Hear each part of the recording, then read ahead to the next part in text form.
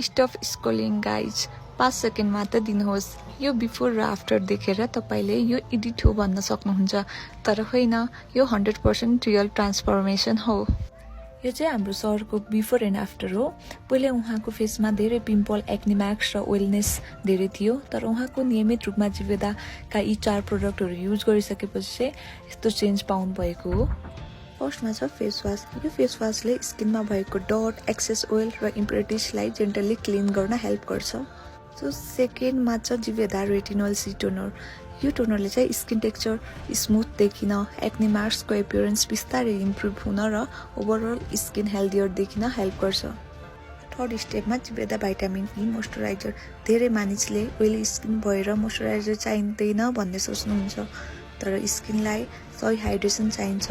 यसले स्किनलाई मोइस्चराइज राख्न र हेल्दी लुक दिन हेल्प गर्छ। लास्ट स्टेपमा छ हाम्रो सनस्क्रिन।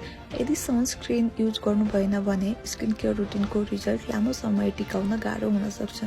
त्यसैले उहाँले हरेक बिहान सनस्क्रिन पनि युज गर्नुभयो।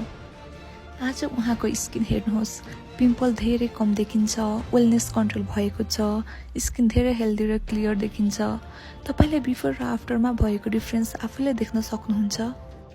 र एउटा कुरा, यो कुनै फिल्टर, एडिटिङ वा फेक ट्रान्सफर्मेसन होइन, यो रियल स्किन केयर जर्नी र कन्सिस्टेन्स रुटिनको रिजल्ट हो। यदि तपाईलाई पनि pimples, oily skin, acne marks वा डल स्किनको प्रब्लम छ भने सही स्किन केयर रुटिन युज गर्नुहोस्। यी प्रोडक्टबारे थप जानकारी लिन चाहनुहुन्छ वा अर्डर गर्न चाहनुहुन्छ भने मलाई व्हाट्सएपमा मेसेज गर्न सक्नुहुन्छ। मेरो व्हाट्सएप नम्बर प्रोफाइलको बायोमा एभाइलेबल छ।